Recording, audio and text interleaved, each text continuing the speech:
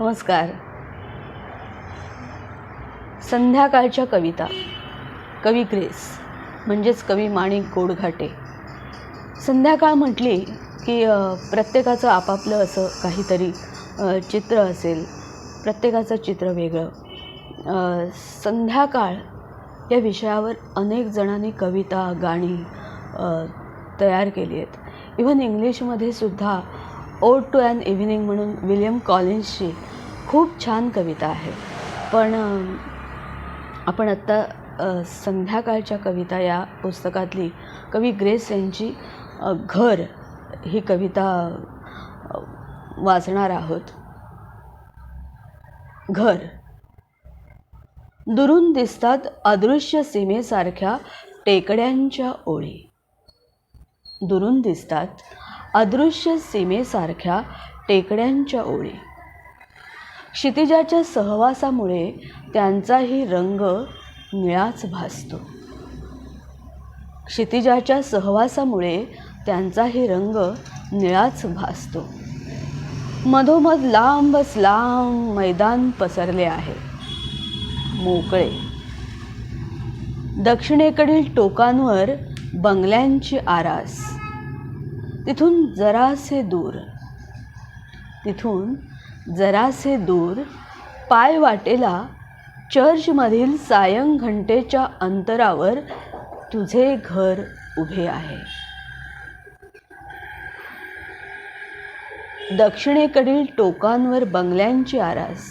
तिथून जरासे दूर पाय वाटेला चर्चमधील सायंघंटेच्या अंतरावर तुझे घर उभे आहे, मालकंसाच्या अवरोहात उतरणाऱ्या गंधारासारखे.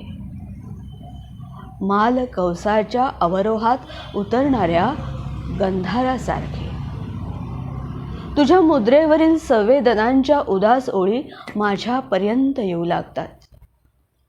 तुझ्या मुद्रेवरील संवेदनांच्या उदास ओळी माझ्यापर्यंत येऊ लागतात, तेव्हा डोळ्यातील बाहुल्यांच्या ज्योतींसाठी मीही क्षणभर स्थिरावतो. मीही क्षणभर स्थिरावतो. मावळता दिवस आणि सावल्यांचे प्रदेश सांधणाऱ्या संधी प्रकाशासारखा. तुझ्या मुद्रेवरील संवेदनांच्या उदास ओळी माझ्यापर्यंत येऊ लागतात, तेव्हा डोळ्यातील बाहुल्यांच्या ज्योतींसाठी मीही क्षणभर स्थिरावतो. मीही क्षणभर स्थिरावतो. मावळता दिवस आणि सावल्यांचे प्रदेश सांधणाऱ्या संधी प्रकाशासारखा. थँक्यू.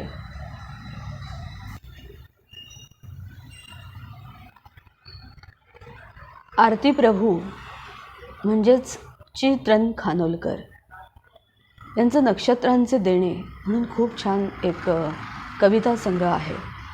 आरती प्रभूंनी पण कवी ग्रेस यांच्यासारख्या एवढ्या दुर्बोध अशा नाही, पण समजायला थोड्याशा कठीण जातील आपल्याला. पटकन वाचलं की पटकन समजलं अशा कविता कवी आरती प्रभूंच्या पण नाहीत. नक्षत्रांचं देणं हा एक खूप सुंदर काव्यसंग्रह आहे आणि त्यातली कल्लोळ अनभ्रमंती ही कविता मला खूप आवडली. काय होतं ना की कविता वाचली की ती समजली की ती हे महत्त्वाचं आहेच, नो डाऊट अबाउट इट. जे आपण वाचतो ते आपल्याला समजलं पाहिजेच, समजून घेतलं पाहिजे. आणि पण सगळं समजेल असंही नाही.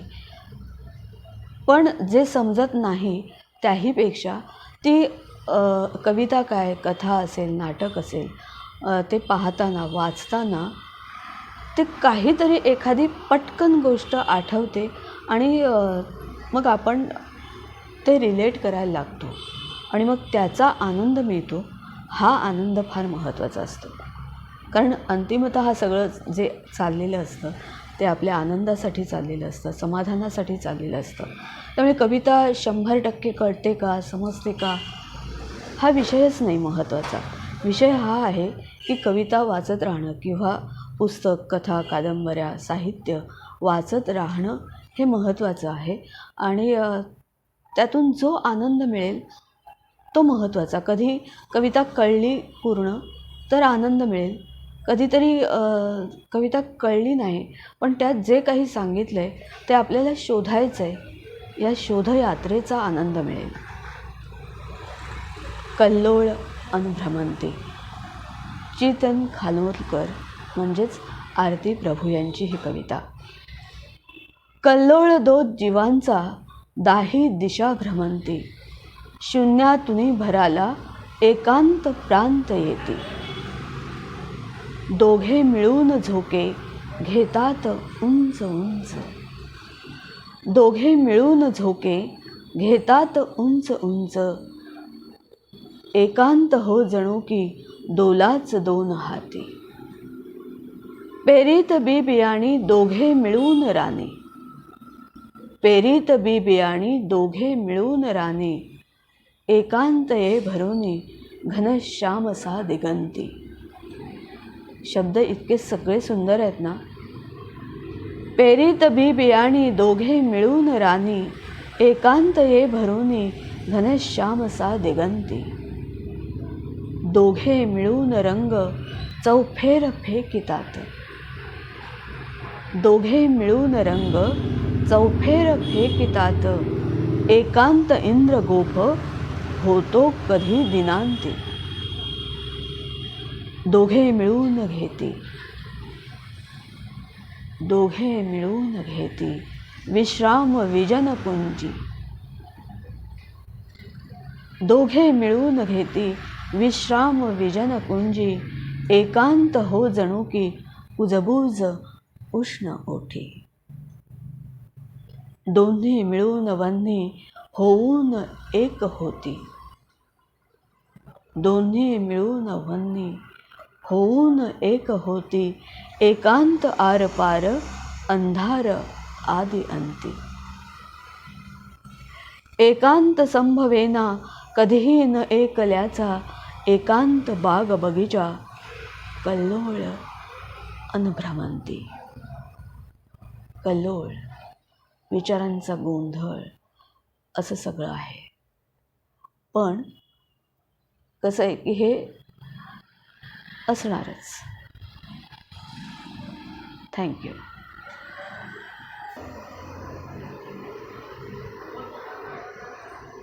कल्लोळ अन भ्रमंती या आरती प्रभूंच्या कवितेचाच मला वाटतं थोडा पुढचा भाग म्हणजे ही एक दुसरी कविता आहे. कधी माझी, कधी माझी कधी त्याची ही सावली.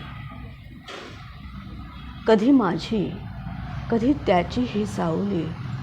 रेंगाळे माझी या चोरट्या पाऊली. कधी त्याच्या पायी माझा उठे ठसा, कधी त्याच्या पायी माझा उठे ठसा. कधी मला त्याच्या प्राणाचा आडसा.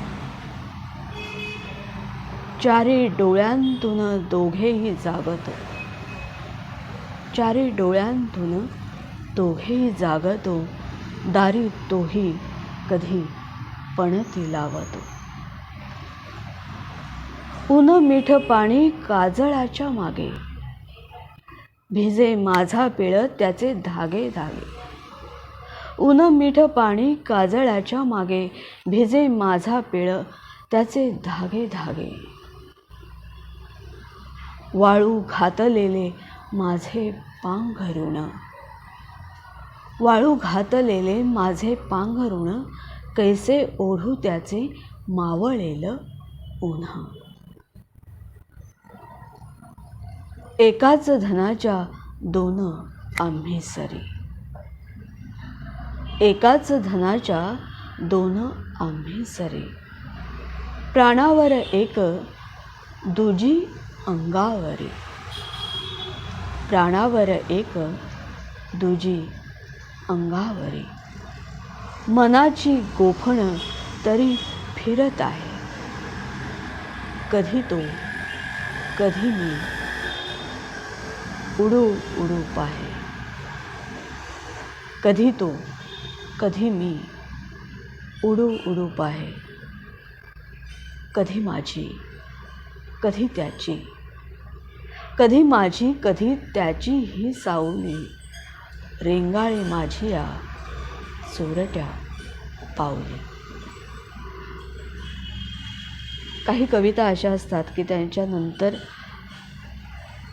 न बोलणं हेच चांगलं असतं. ही कविता त्यातलीच एक आहे. थँक्यू.